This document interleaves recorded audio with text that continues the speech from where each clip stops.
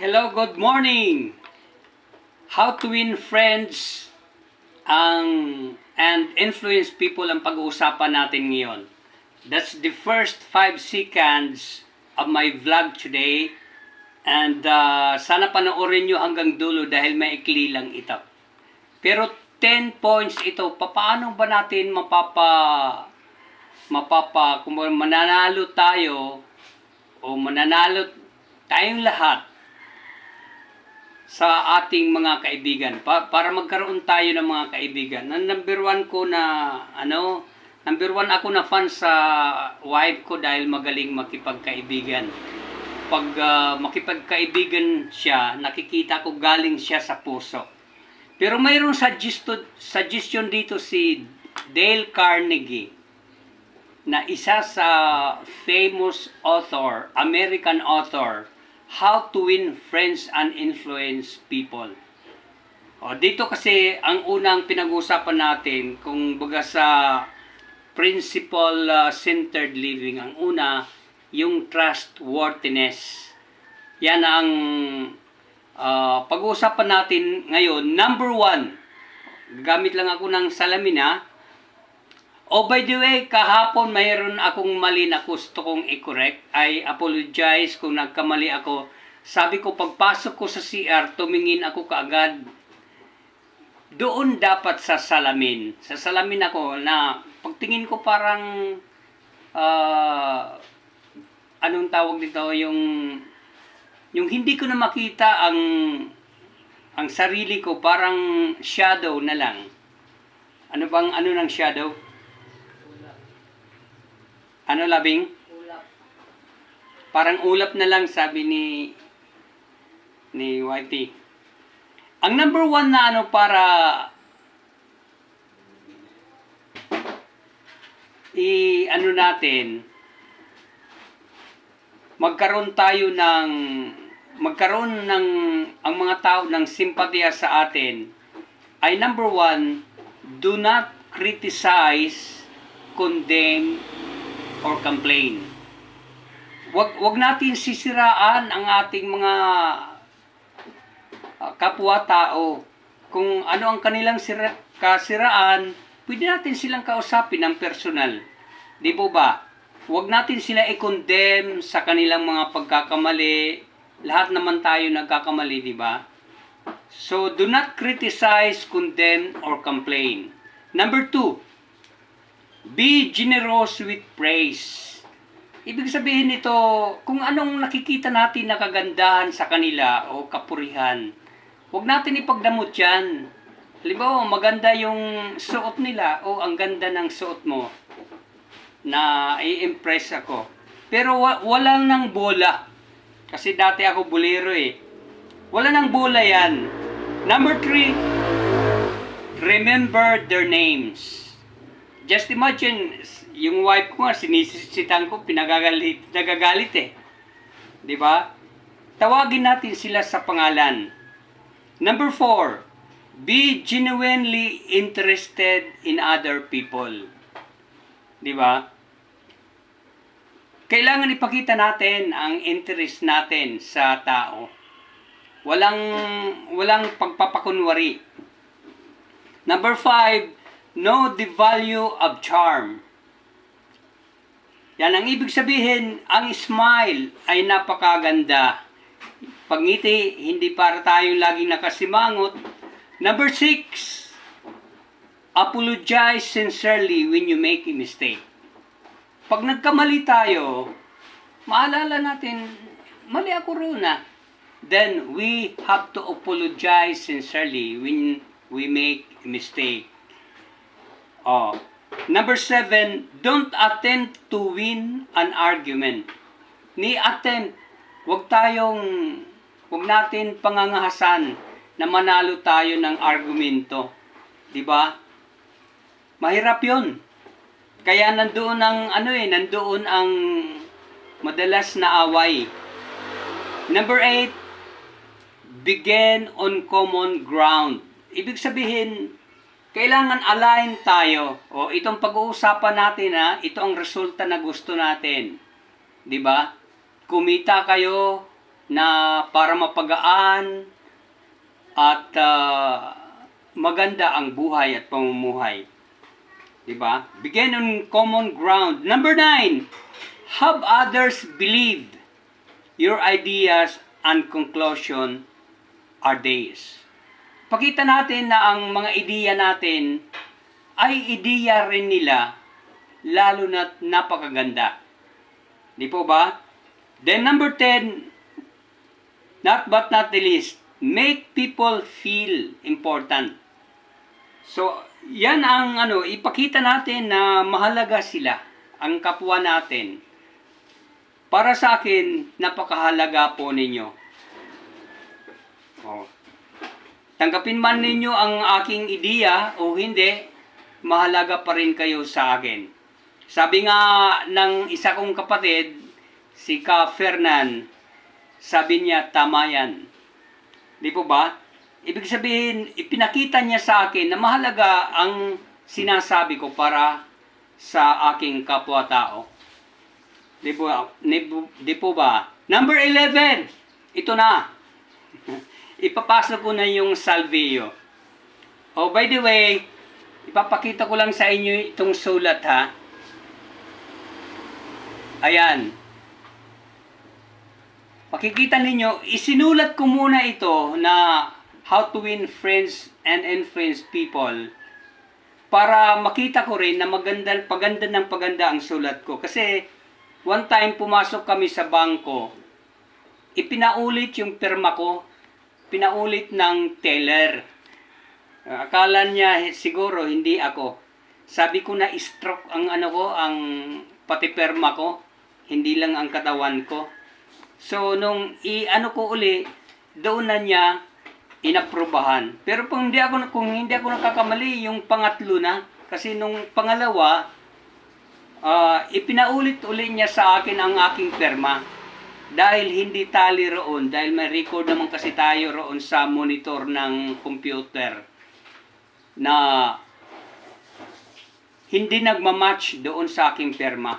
Ngayon, isinulat ko, tiningnan ko, isa yan sa improvement na nakita ko.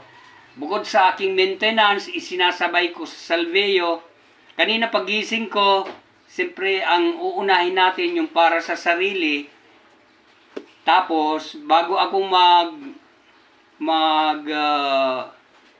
mag-take ng aking maintenance, ay kumain muna ako ng avocado.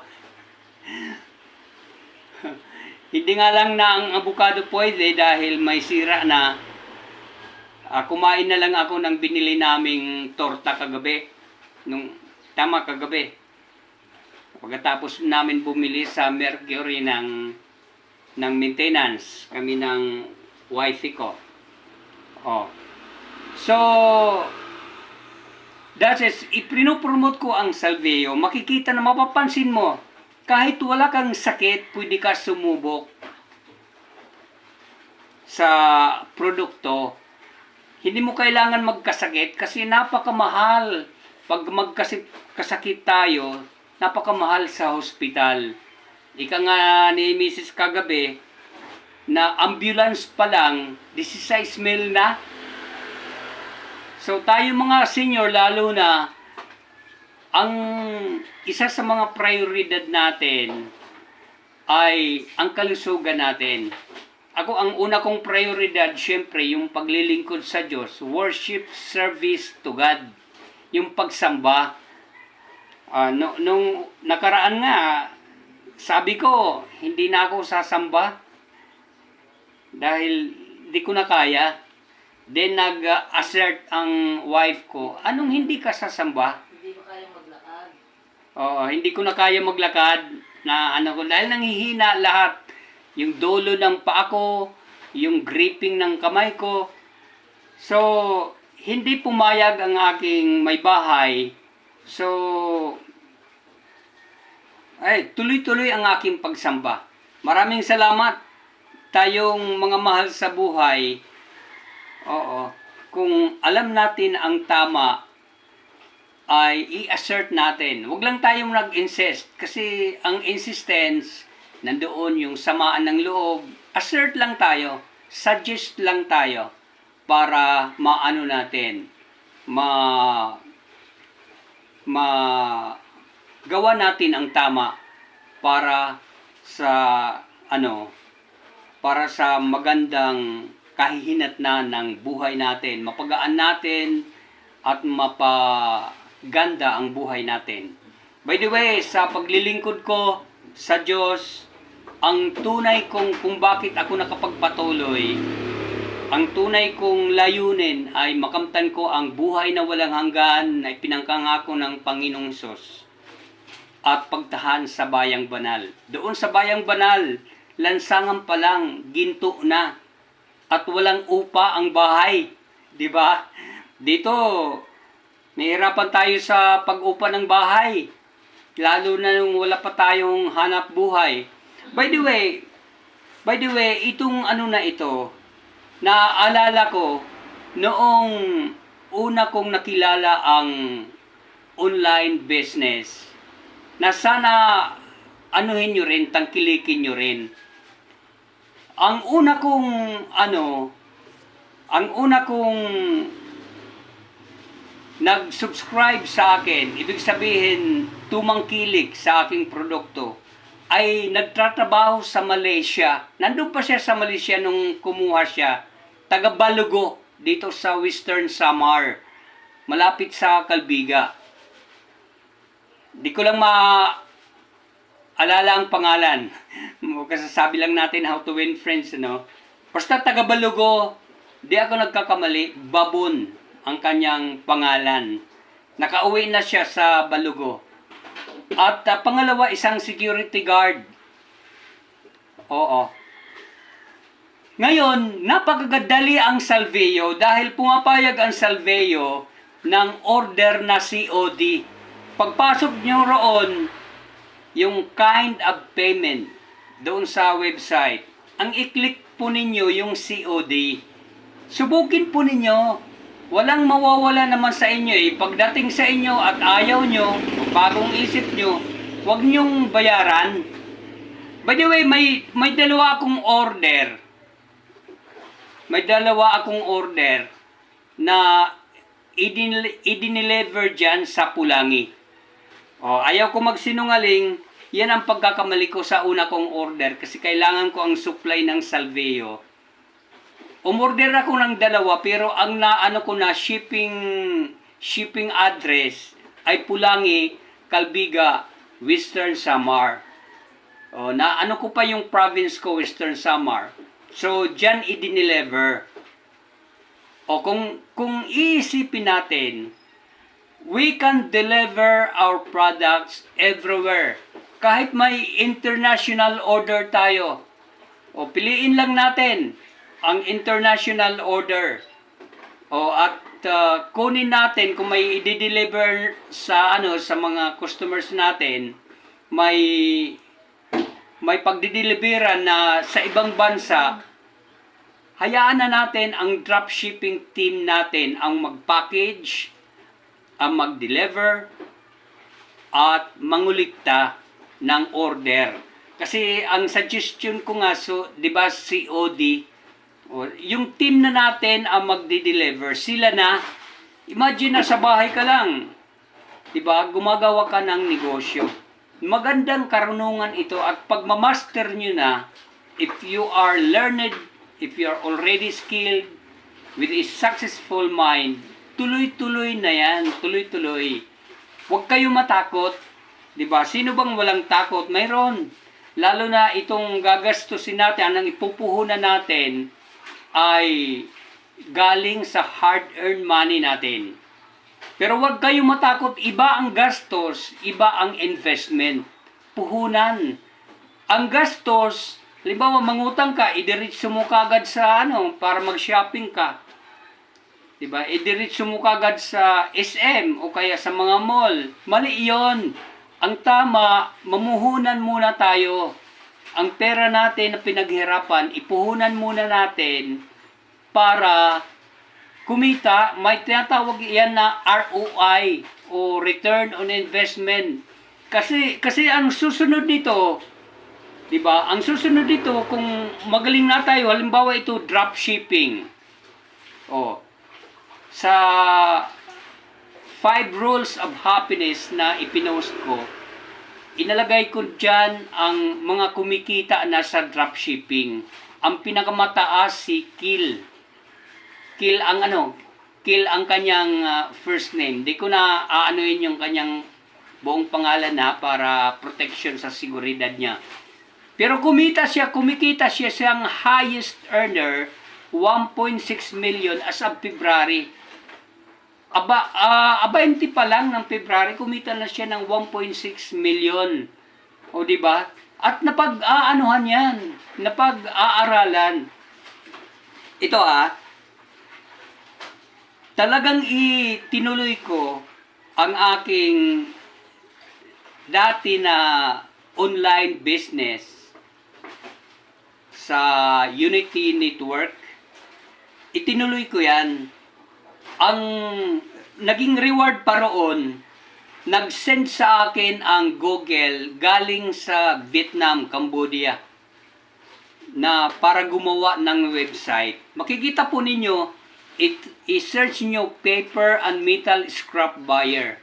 Yan na ang kabuhayan ko ngayon namin mag-asawa. May mga tumatawag, we are targeting 1% of 16,000 corporations. May mga tumatawag, nagpapahowling sila. O, di ba? Dumating ang pandemic. Dumating ang pandemya. Nawalan kami ng warehouse. Dinispas namin ang mga sasakyan namin. Pati mga tao, on call. Pero nagkaroon kami ng maraming negosyo. Transportify at hakot bayad na lang. Hindi na kami nagwe-warehouse. Meaning, mas lalong dumami. Mayroong mga kapag subama ang boss natin sa taas, biro mo galing General Santos City, nagpa-deliver sa amin ng scrap. Sila na nabayad ng bill of lading sa Tugo, tapos i-deliver sa warehouse at ipinatimbang namin, kinulikta namin ang bayad at binayaran namin ang aming supplier. Dahil sa pagtitiwala. Yan ang bayad diyan 18,000 kilos, 18 tons. Magkano noon ang 12 ang kilo. Pero binagkatiwala sa amin. Now dito, mag-uumpisa ka lang ng 3,880 or 7,998. Silver or gold package. Pagdating sa'yo, bayaran mo na lang. Kung gusto mo naman produkto muna, punta ka sa website ko. Click my icon dyan at mapupunta ka sa profile ko at i-message mo ako. Salamat Kapan sa una mong message sa akin. Malay mo pagdating ng araw, message ka na sa akin na, Kuya, gusto ko na mag-in sa team mo. Ang team natin is Salviuel, TPC Salviuel team. I-message nyo lang ako at handa ako na mag-respond o mag-message back sa inyo. Maraming salamat sa inyong panonood. Thank you for your time and have a nice day. Have more blessings. Bye-bye.